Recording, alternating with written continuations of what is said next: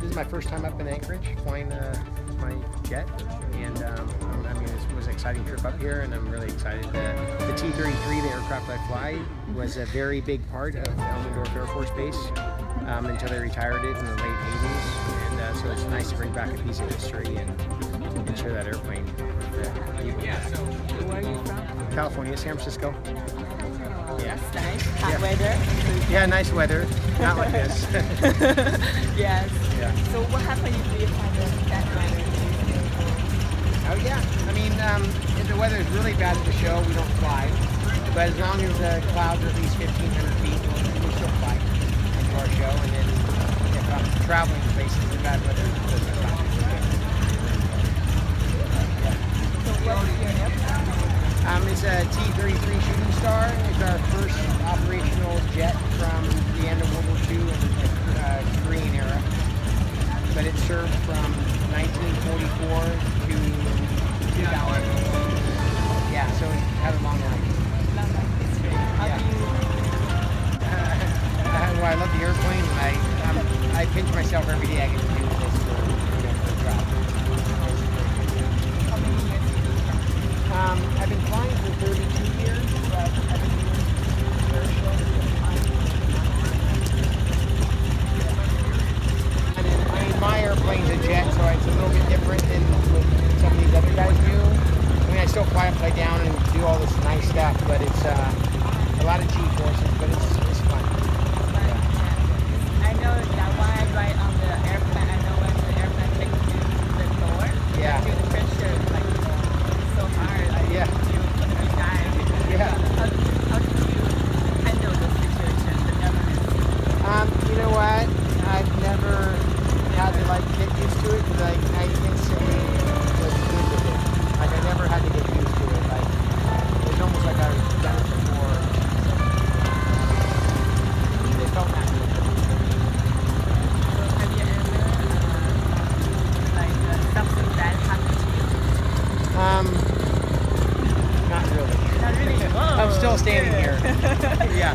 I mean, I've had little things happen, but you know, with training and if you think correctly and do what you're supposed to do, you're okay. I like to live, so it's really safe. Yes. I like Yeah. how does your family feel about it? Great.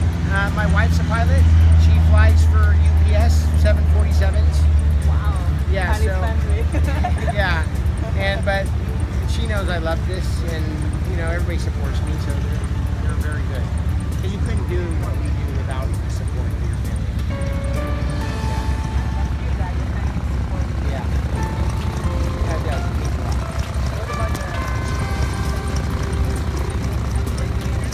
So two of my children fly, and they're one's an aircraft mechanic as well. So and they're all grown, so they're not really children anymore. Yeah.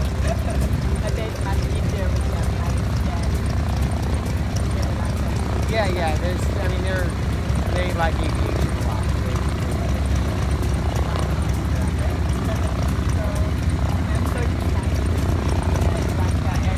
Yeah, are you gonna be there tomorrow? I mean, Friday and Saturday, or? Saturday, Sunday. Okay, very good.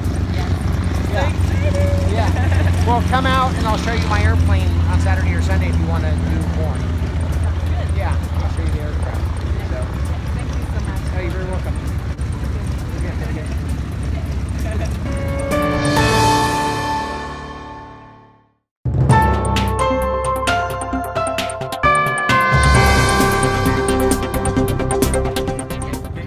Mine's easy to recognize.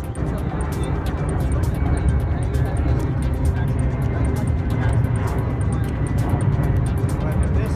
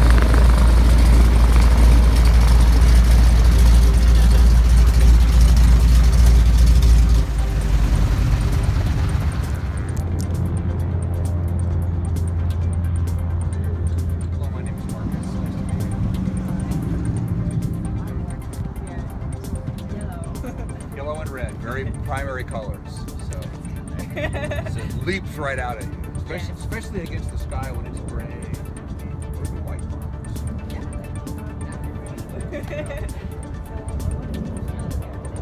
This is a Boeing Stearman.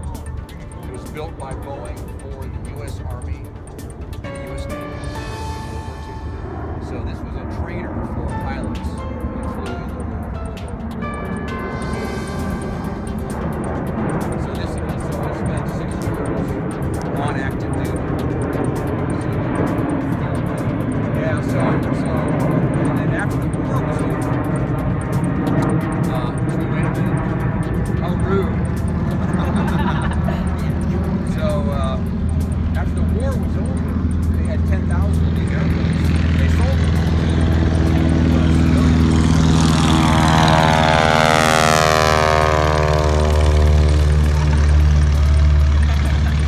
primarily they were used as crop dusters, you know, to spray the crops with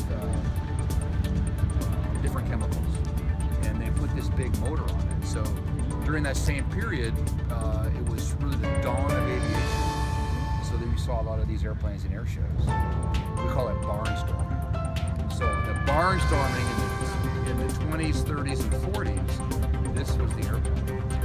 So really, it's the big brother of all these other airplanes that you're going to see here. Yeah, it's the big brother. You know?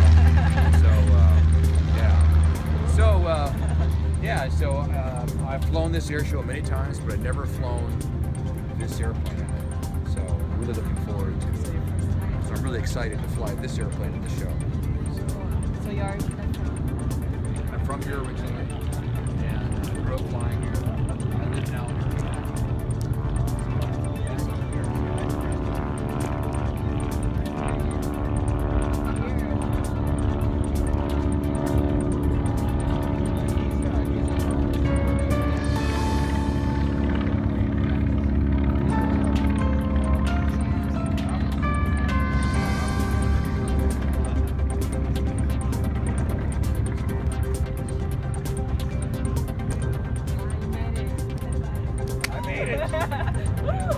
and I've been working on it, so now it's finally fixed up.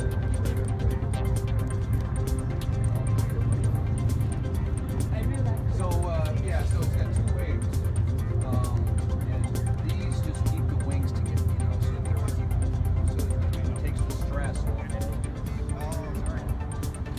the flying surfaces, so it's much more stable. Very stable. This is a very strong.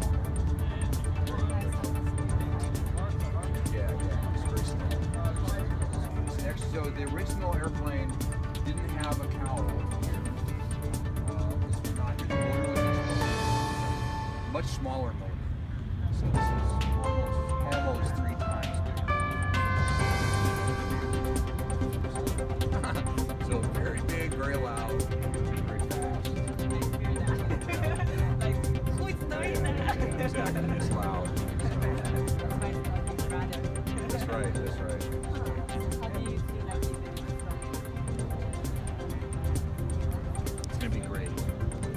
Thick, very cool. It'll be great. It'll be a huge amount of people. So it'll be fun. I heard 1/3 of the population. Here, I know. That's gorgeous. That'll be good. Have you ever, when you're on the airplane, Scared, nervous? You know, I've done this for so long, and I teach this as well. So the flying doesn't scare me. There have been times when something has gone sideways, you get a little nervous, but I've never been scared. I'm scared. I trust the air, so, you know. So you are part of the air. Part of the air, that's exactly right. I trust it, so I know how it works and I trust it. So, yeah. Maybe most people, like, they don't trust it. Most people do not trust it. They're fearing. They get to the sky and because they don't touch something solid, they get nervous. But when you're going fast enough, when airplanes go, the air becomes very thick. So you can't see it. So you have to learn to trust it. Do you like when you ski? Well, the same thing. So you have to learn, or swimming, you have to learn to trust the water. You can make it work. So most pilots, this is a secret, most pilots don't trust the air. So they're afraid of it. Okay, so you're big out your side. Well, with this airplane, it's really more like a pelican. A pelican has big wings, and they fly very graceful. They're very large birds. They fly low to the water. People think of pelicans as these silly birds, but they are one of the best flying birds. Pelicans. Okay, so how many seats? Two, holds two. Pilot sits in the back, passenger sits in the front. So when they were teaching, the teacher sits in the front, the student sits in the back. Okay, like when you're teaching, like some students are not good at flying. Like, Yeah. Well, they had to all learn. You know, all those pilots learn in this airplane. So, you know, in the 30s and 40s. So it's a lot of them crashed because they couldn't control it. I mean, they had to learn. They had to learn fast because of the war. So. Well, I've had airplanes where the engines quit. I've had to land on the roads. I've had a lot of adventures. Oh yes. But how did you go and I just, you know, the thing that you do when you're flying an airplane is you fly it until it stops moving. So even though the motor quits, the airplane still works. You just have to be patient, calm, trust the air. And most people, when they have that experience, they just quit. Yeah, they panic or they quit. But you know, things can go sideways. I understand that, but we keep moving forward. That's where you are today. Where I am today. Flying Alaska Airshow Association 2016. That's right. Yay! Arctic Thunder. Can't wait to see. Okay, outside. you'll be there on Saturday and Sunday.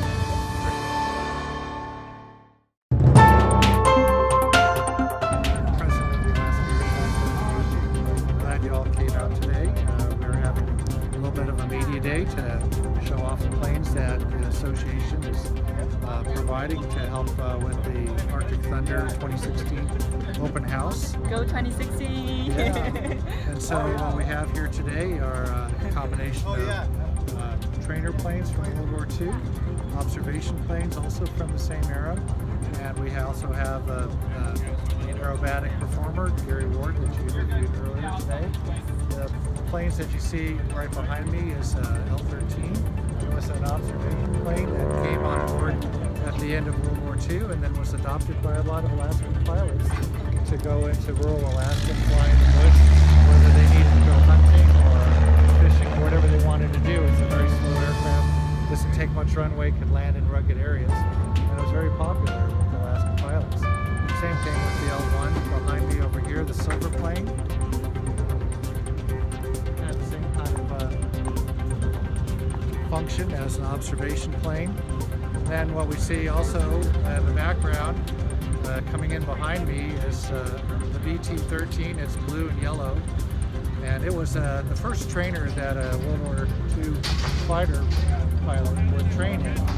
And it's just that one right behind us right now.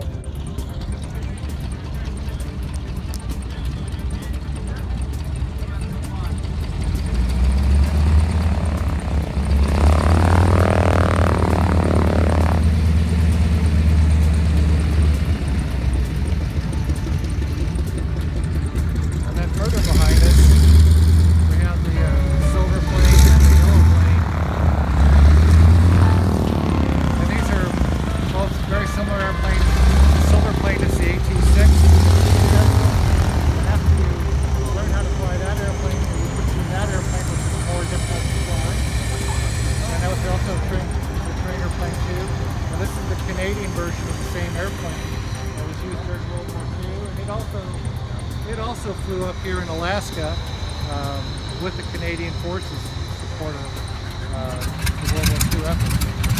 So that's about it for what we're flying today. So exciting! It is. 2016 Airshow. Yeah, and we're very grateful to the 40 sponsors we had that made this very possible. We hope we have wonderful weather and a great Arctic Thunder Airshow. Yeah, and all is the first and